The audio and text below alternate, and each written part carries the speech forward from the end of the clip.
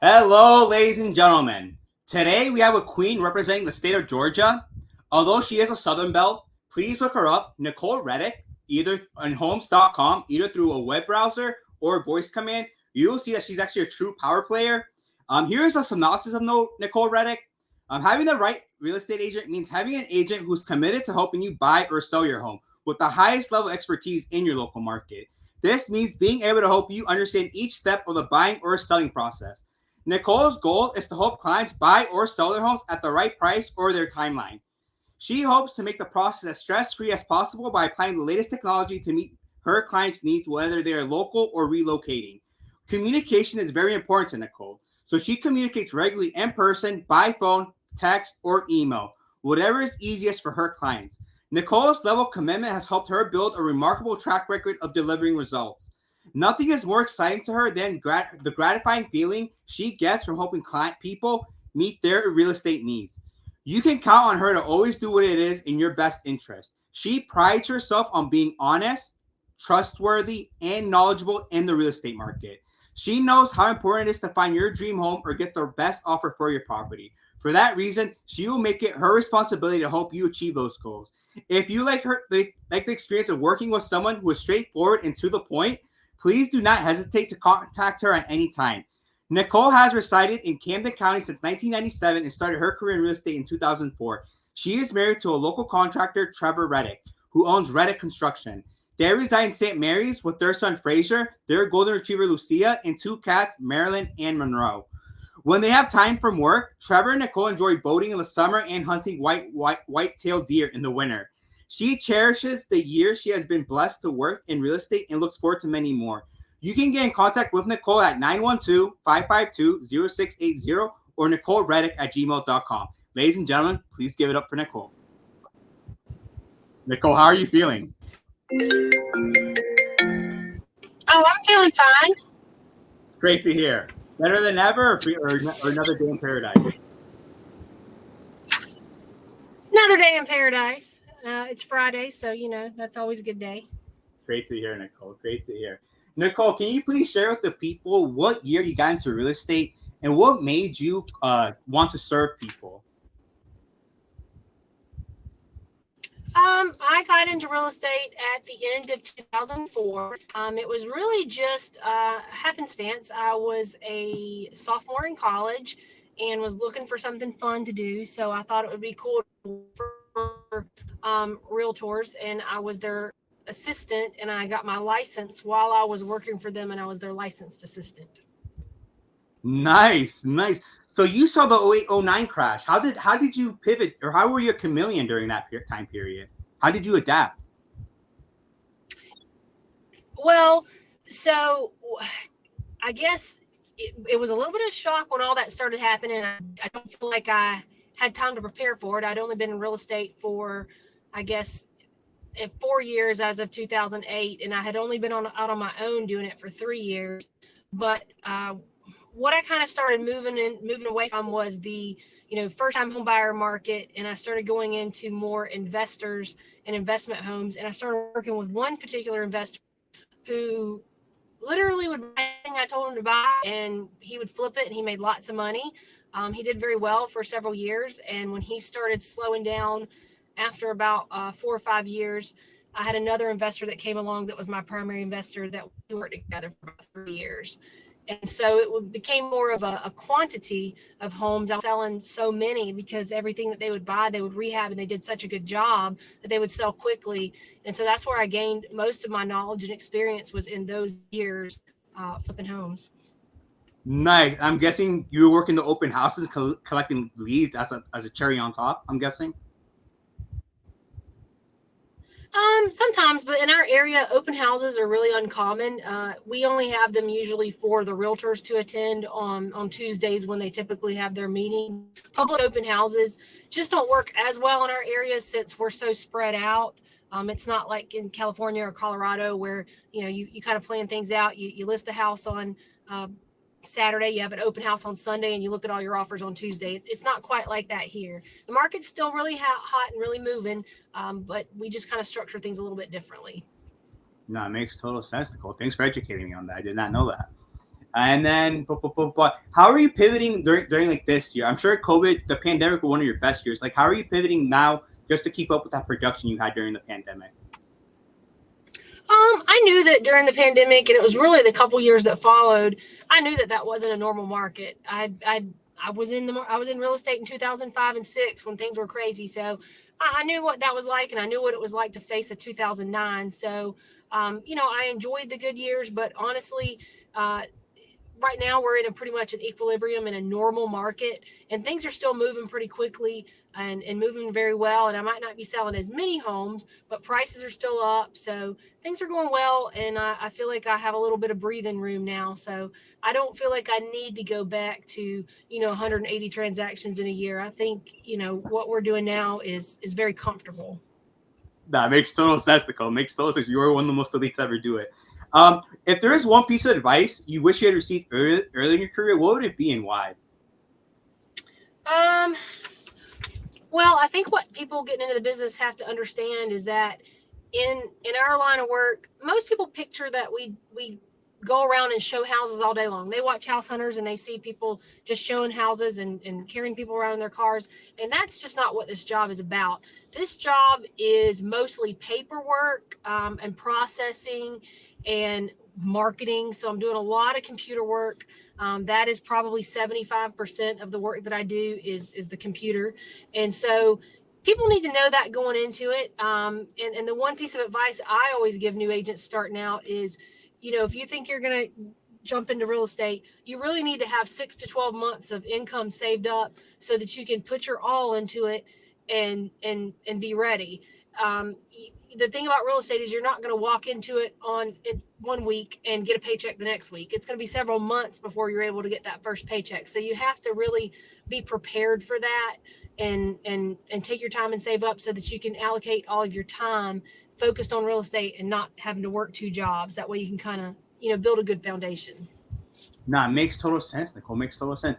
Yeah, in real estate, what we do today plays out 3 months from now, typically. So if a new agent came to you, what would be your advice for them to maybe have a deal within 3 months or 6 months? Just running open houses, or any other pro tips or gems you could share with them?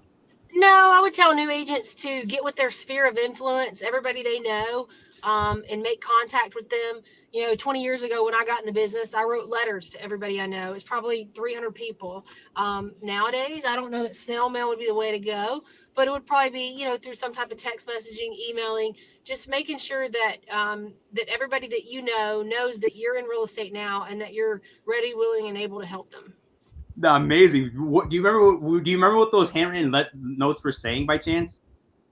I think it was just telling people, hey, I've got my real estate license. I'm very excited about it. I'm ready to put the time and effort into it, that sort of thing.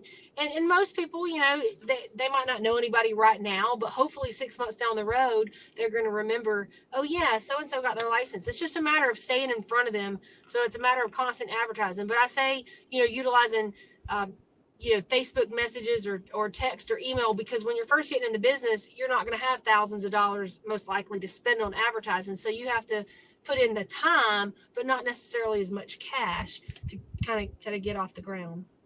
No, totally. Yeah, you're totally right on that. You're totally right on that. And what do you think was a turning point in your career or your journey, would you say? What made you decide the current brokerage you're at instead of another shop?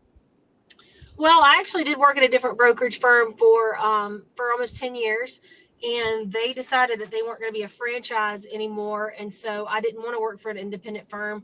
I'm one of the few people that really feels very strongly that having that national brand behind me is very important to me. So I chose Coldwell Banker because they are the largest national franchise. And I felt like there was a very low chance of them closing up shop and becoming independent. So that's kind of why I wanted to go with them. And one of my best friends works there, and she's just always been such a pleasure to work with on the other side of the transaction. And there was only 2 agents that were working there at the time, and the other one was the same way. He was really great to work with, really organized, and so they had a good reputation. So that was important to me to work somewhere they had a good reputation. I think you had a question right before that I didn't answer. I'm sorry. No, do you think that was the? What do you think? Yeah, what was your turning point in your career journey? Was it just working with your investors, or was it another turning point career in your career? You think? No, it was definitely working with the investor that really, I mean, he truly changed my life. I named my son after him, as a matter of fact. He really everything that I learned from him really put me on the map, so to speak. And he really trusted me a lot, and it meant a lot to me. Wow, wow, one person can really change your whole trajectory in life. Very true. What's the biggest lesson you learned in your career so far from having your long run currently?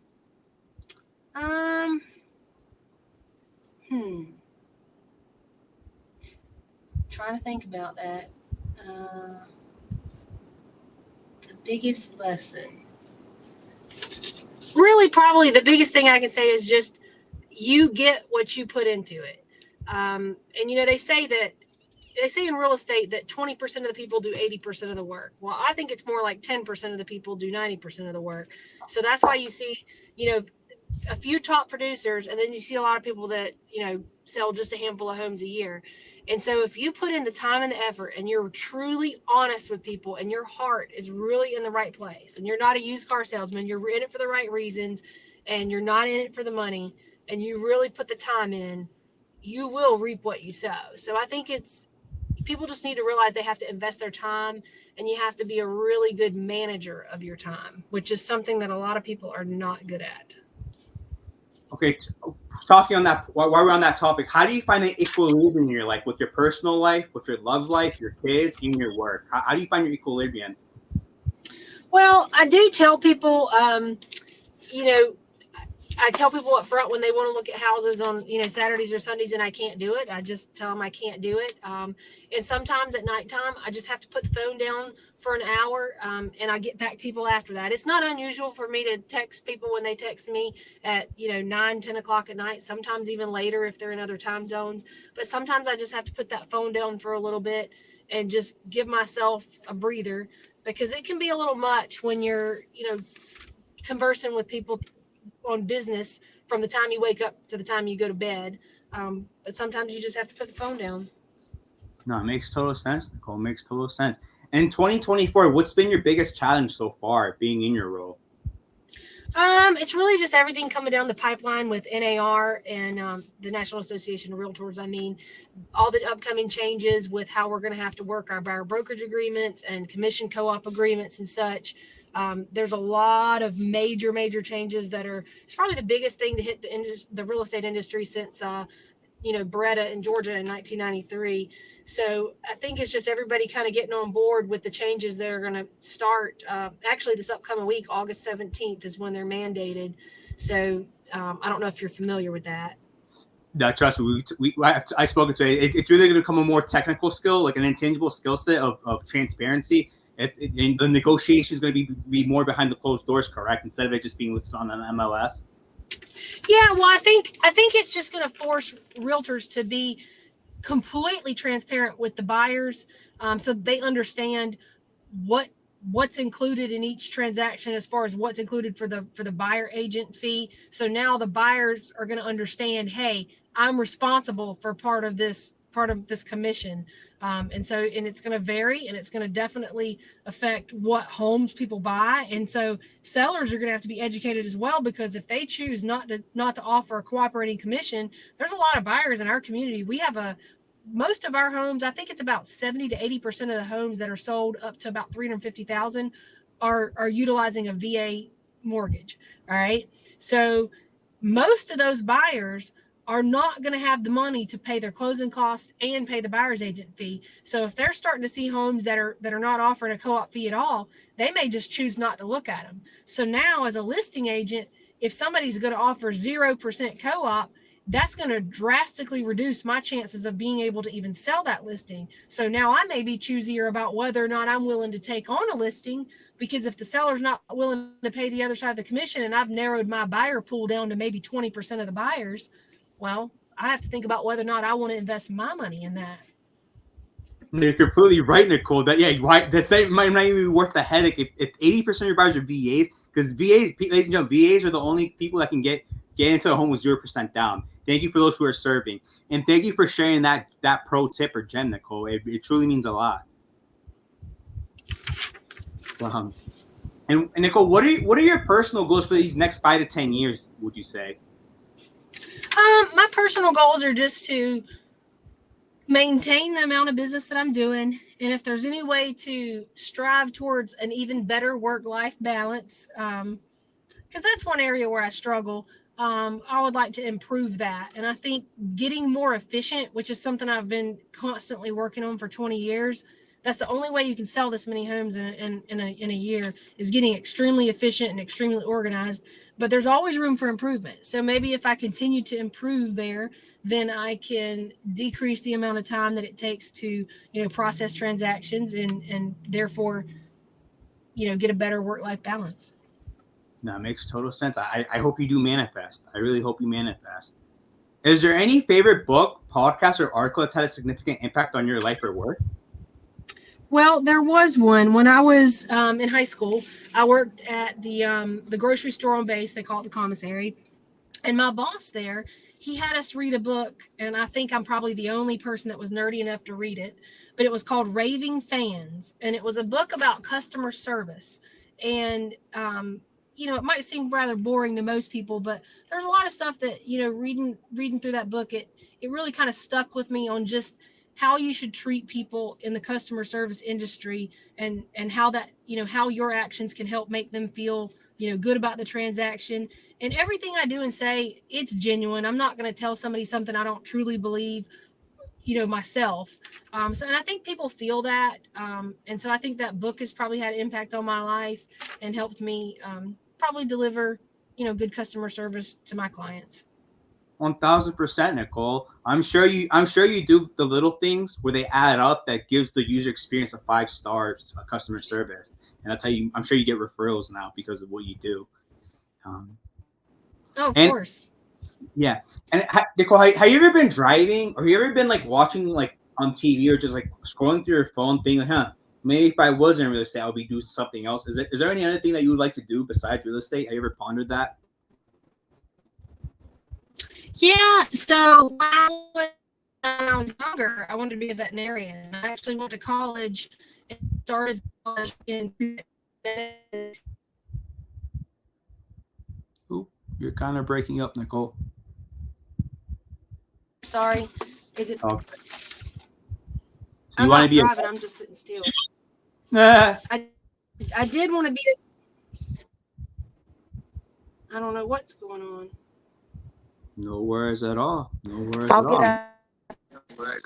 Let me see. Or is this better?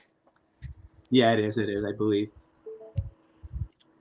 Yeah. So you want now? You do have a good heart for wanting to help the animals. That's your. Ladies and gentlemen, Nicole is back. She had dropped off the call, but we were bringing her back on stage. Nicole? Yeah, I'm here.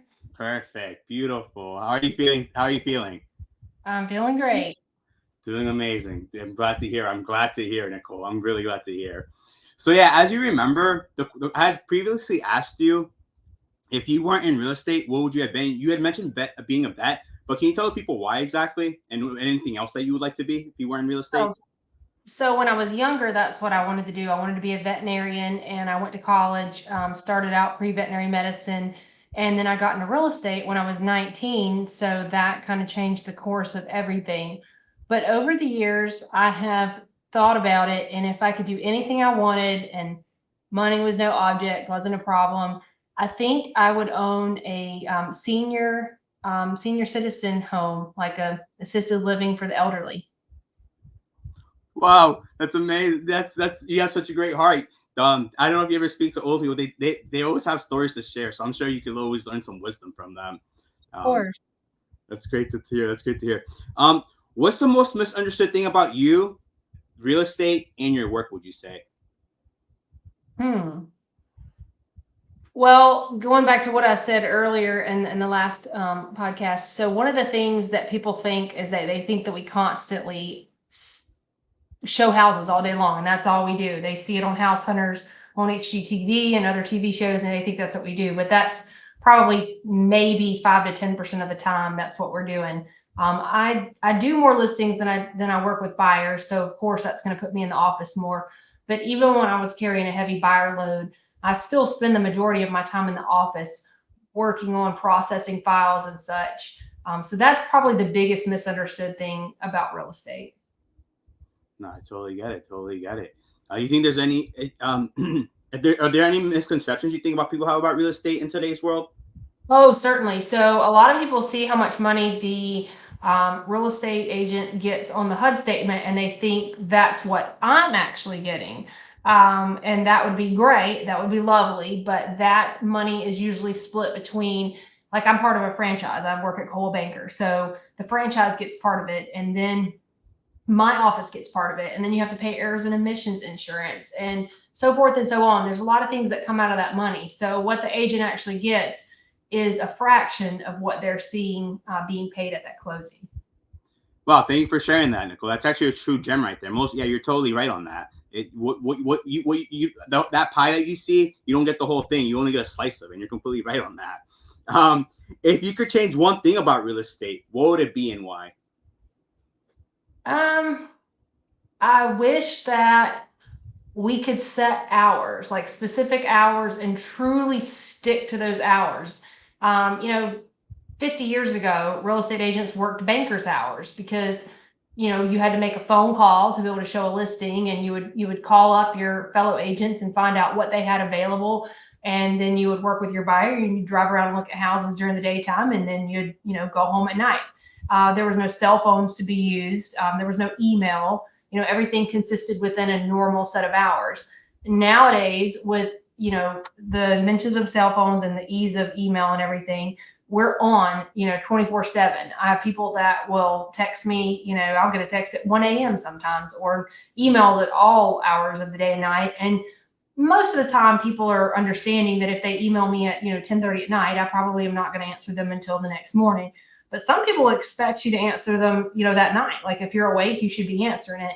And I really wish that we could change the mentality of the world, so that, fellow agents could have better work-life balances.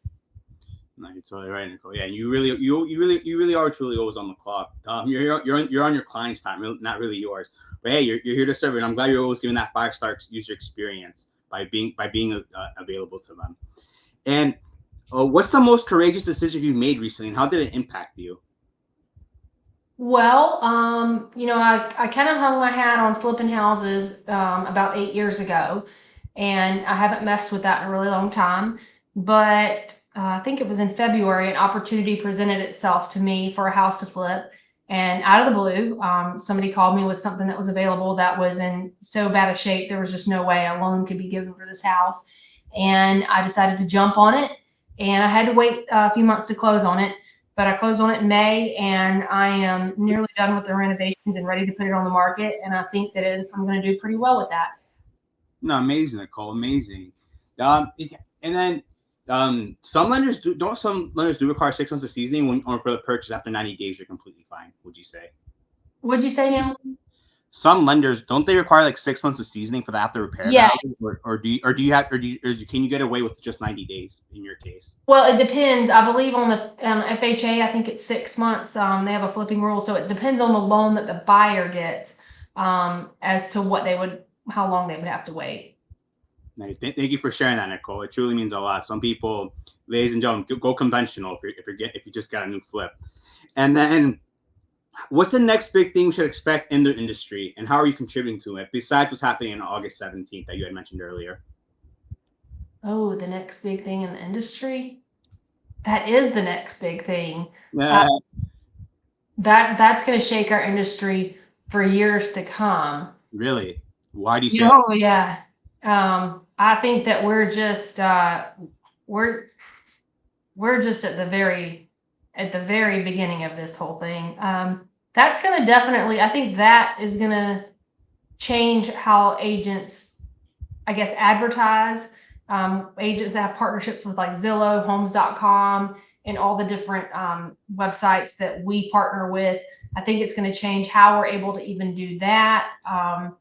But really, it's gonna change how we're able to work with buyers. I mean, at this point, somebody's gonna call you to see a house, and you're gonna need to set an agreement with them right up front saying, hey, you're committing to me to be your real estate agent. And I think it's kind of hard to ask somebody to commit to you when they haven't even met you yet. They don't know your style. They don't know how well you're going to work for them. I think it's pretty crazy to say right now, you have to decide right now that I'm your agent just to be able to see the inside of a house. And it's going to be good. Like I was saying before, it's going to help buyers understand commission and understand what they would be responsible for up front. So that's a good thing. But I think it's really going to somehow shape buyers' minds and change the industry as a whole over the coming years. No, when you put it that way, you're totally right. Can you get the buyer just to do do it on a contract basis? Hey, we're gonna sign this agreement only for this house, and the next one they can decide again, or is it once they sign, they're locked in with you forever? Not locked in with you forever. You put a time period on there, and then you could put a stipulation in there that applies to just this one property. But to be honest, if I'm gonna show somebody a property and we're gonna have to go through all the rigmarole of doing some paperwork and getting it on file, at some point either people are gonna have to start paying me per showing for all the paperwork and all the time that it's going to take, because not only do I have to get a piece of paper signed with the buyer saying that I'm going to represent them if they buy this house, I now also have to get a compensation agreement from the listing agent showing what they're willing to share of the commission. So I have to get 2 papers signed, multiple people involved, signatures signed before I can even go show a house. It's probably going to take me normally 15 minutes. Well, you got to think, if a buyer is going to sign a signature and commit to you for this house, when they go to look at it, they're going to feel like they're committed. Now they're going to probably want to spend more time in the house looking at it. I mean, it's just really making the whole process so much more dramatic than it has to be. Yeah, there's a lot of more moving pieces. So you're completely right. The way you conduct business will be a shift or paradigm shift on the way you conduct business. I now see it. Thank you for sharing that, Nicole. It means a lot. And if you could have dinner with one historical figure, who would it be and why? I even had this one. I even thought about this one. It can be 2 or 3 people, Nicole. No worries. Well, I know this sounds crazy, but one person I thought about was Ringo Starr. I love the Beatles. And I just love rock music, and it would just be intriguing because I love the drums too. My son takes drum lessons and I just love it. That's amazing, Nicole. Thank you for sharing that. That's a good one, I would say. That's a good. The Beatles are known worldwide. I swear, like everyone knows the Beatles, or everyone knows that show Friends. So it's like they're actually very iconic. And then you don't have to answer this one, but how do you handle criticism or negative feedback about your work if it's ever even occurred? Well, of course. I mean, everybody gets criticism, whether it's warranted or not. But if I have an agent, I mean, even if I have a client who, it's very rare, but when I have a client who maybe I sold a house to and I see them list their house with somebody else, if I was really close with them, sometimes I'll ask them, is there something that I did that, you didn't appreciate or you didn't feel was right? Is there something that I could do to improve upon this? Or especially when I interview for a listing, in the off chance that I don't get the listing and somebody says, hey, we decided to go another way, I typically will ask them, is there something that I could have done differently or better, just so that I can kind of understand where they were coming from in the decision, and I can, always aim to improve myself. No, like you said, you're continuously improving yourself. So I'm glad that you're super self-aware that you want to make sure you're always giving the consumer their 5-star user experience. And not everyone is cookie cutter the same. So the fact that you can cater to their case by case scenario is truly elite, I would say, on your end. And what's the story behind your most memorable success and your most memorable failure? Would you say?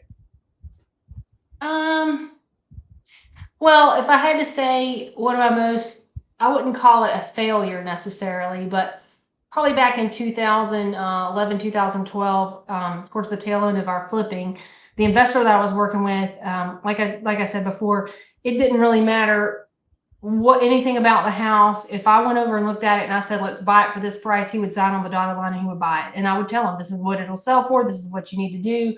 He would always know what he needed to do to fix it, but I was basically providing the buying price and the selling price, and he figured out all in between. Well, there was one house that I thought was a really great buy, and he rehabbed it, did a great job. And for whatever reason, that house sat and sat and sat and sat. And I'll never forget that house. I can still think about it to this day, 103 Lake Crest Drive. I don't know why the house wouldn't sell, but it took forever. And he had to continuously reduce the price. And by the time he ended up selling it, he really didn't make that much money. He even offered it to his daughter at one point, just because he wanted to be done with it. And so I always beat myself up about that house because I could never figure out what it was that caused it to take so long to sell. Sometimes I say that, it just has to be the right person, and a house sits for a while because the right person just hasn't come along yet. But on that one, I still to this day think about that house and don't know why it hasn't sold. Were you getting open houses though on it at least? Yeah, I did 2 of them, and but the market wasn't as good as it was, in the past few years. It wasn't that good back then, but back then, what you had was you had a lot of houses that were foreclosing, that were looking bad, they were in terrible shape, and then you had the flippers coming in buying them. So then on the flip side, no pun intended, you had the houses that were completely fixed up, everything move-in ready, new floors, new paint. And since a lot of our market in our local area is our veterans and they use the VA loan, they need something move-in ready. So they can't buy the homes that are foreclosed, even though they seem like a good deal, they can't get a loan on them. So since maybe 80% of our mortgages in the, especially in the median price range and below, are VA loans, everybody was gravitating towards those fixed up houses. So for a house like this to be available, and it was 4 bedrooms with a 2-car garage, for it to be available, it was just shocking that it didn't sell quickly. Yeah, you're totally right. Sometimes your mind is mind-boggling when something doesn't go, when something's supposed to go a certain way, but it doesn't. And does the VA, do they have seasoning requirements, or is that you never had any issues with that when they buy a new recently fixed flipped home? You mean as far as when people buy a flipped home with VA? Mm-hmm. I can't remember the seasoning period because we haven't seen a lot of flips lately. This one I'm doing is one of the first ones I've seen in years. They're out there, but it's just not as common because most of the time the house, even when it's foreclosed and selling for a lower price, even a homeowner with a little bit of money down, they can buy it with a conventional loan. So it's harder for investors to find homes right now to flip. But I don't remember there being a specific seasoning period on that. But we do run into issues with the VA requirements in terms of property condition. So a lot of people hear things when they're in other areas where they don't do a lot of VA loans and they get scared of doing them. Like, for example, like in the Midwest where you don't have a lot of military bases, so you don't have, agents and lenders aren't as versed in them. They kind of get scared of VA loans and they get a bad rap because people think that the homes have to be in pristine condition and this and that. And that's not necessarily true. It's not as bad as what people think, but they do have some minimum requirements, which I think are fair. They don't want it to be, run down and have broken windows and stuff like that. I feel like that's pretty fair. No, it's totally fair. Yeah, you gotta get the termite inspection. You gotta check the septic. At least at least those are the bones of at least getting through a VA loan. And thanks for sharing that, Nicole. And then, what's your most memorable success? Would you say? Well, probably one of the most memorable things is with Coldwell Banker Access Realty. I moved my license over there July 2nd of 2015. And for the first 5 years that I was there, I was the #1 agent within the company. We have 13 offices, maybe 300 to 400 agents at most times. And I was the #1 producer in volume and units for several years. Whoa, Nicole, you're a living legend. You're putting up Hall of Fame numbers. Just jumping right into it. Thank you for sharing that about yourself. I really applaud you. What legacy do you hope to leave behind through your work, would you say? I think I just want to be remembered by somebody who was very honest, very straightforward, and I truly care about my clients. It's not about the money for me anymore. I do well enough that I can survive, at this point without totally killing it. So at this point, it's all about, everything comes down to the principle, the issue for me a lot of times, and doing what's right. And so I stand behind that, and I give my clients the best advice I can. I never want them to do anything that they don't want to do. every one of my clients hears that constantly. I tell them, they say, well, what do you think? And I say, well, this is what I think, but I think that you need to do what you feel comfortable with. And I always want my clients to do that, because I don't want anybody to ever look back and have any regret. And I'll tell you this one story. And if the client this happened, if the client that this was regarding was hearing this, he would know who I'm talking about. But I had this house that I listed, it's probably been about 5 years ago. And the seller, we listed for the price that we agreed upon. Everything was great. We go on the market and we get an offer right away. And the offer was, I believe, a full price offer, but they were asking for the closing costs, and he didn't want to do it. And I said, well, I said, I'm going to let you know something. I said, I don't know that I'm going to get you a better offer than this, but I don't want you to do anything you don't feel comfortable with. So first offer didn't work out. So then we go along to the second offer, which is even less of an offer and closing. And because time had passed, he was getting desperate. He took the offer. And then something fell through with like the financing or something or another.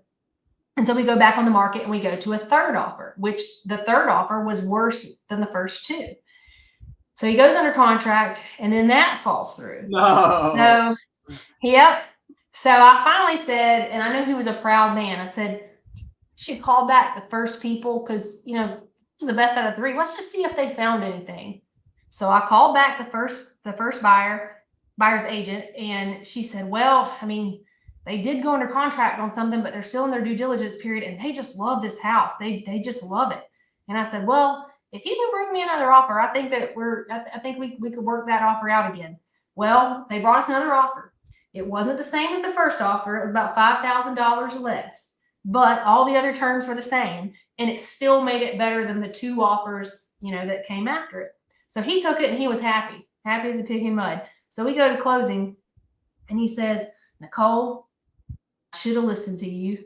And I said, you know what? That is music to my ears. I have been waiting 4 long months to hear that from you. I said, but I will say this. I said, if you took the first offer, you would have always thought that I was hoodooing you and swindling you, and you would have thought that I was just in it for the money and that I took advantage of you, because that's what you were telling me when we first met, that you didn't trust real estate agents. I said, so personally, I'm glad that you lost the $5,000, because at this point you feel comfortable with this transaction. You feel like you did the best that you could, and you're happy with it. Am I right? And he said, you're right.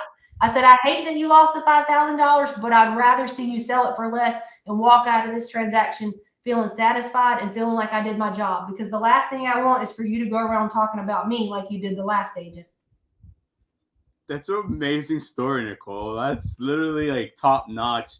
Like that story probably personifies how you handle almost every transaction. And I'm glad you are an advisor you're an advisor, and you're an advocate for your clients. You truly are an advocate for them. So I applaud you on that. And who or what inspires and influences you the most in your work? Who inspires me the most? Mm-hmm. Probably my husband. He really he supports me in every way, and he works around my crazy hours and deals with me when I'm, you know, talking on the phone at 10:30 at night, or sending texts at 11:30, or we're on vacation and I have to pull over to send a contract or something. He understands, and he supports me in all that. So I really appreciate him. No, I'm glad you have someone in your corner that really supports you and gives you that reinforcement for you to pursue all your dreams and manifest them and execute on them. And then, Nicole, as you know, I'm going to be rewatching this when I'm 80 years old. What life piece of advice do you want to share with me when I'm rewatching this? Oh, only thing I can say is take time to smell the roses, slow down, and enjoy each day one at a time. Thank you, Nicole. That means a lot. It truly does, from the bottom of my heart. And then, do you have any other comments, thoughts, or for the people that are listening to you right now? Was my audience mostly real estate agents or buyers and sellers? It'll probably be a mixture.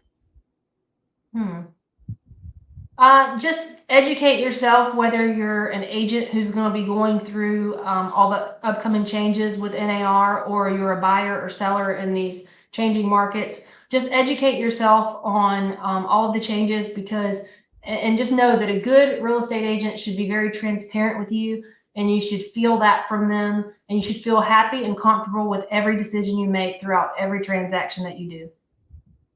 No, those are true words not spoken enough about, Nicole. Thank you for leaving that on a high note. And how can people get in contact with you again? Oh, well, they can call my cell phone, 912-552-0680, or email me, nicolereaddick@gmail.com. Perfect. Beautiful. Ladies and gentlemen, you just heard from a queen of Georgia. If you listened correctly, again, Google her. Nicole Readdick, homes.com. She isn't lying. She's one of the best to ever do it, to play the game. So, Nicole, it was a true honor and pleasure having you on the show today. All right. Thanks so much. Okay. Can you stay on one more minute? Yep.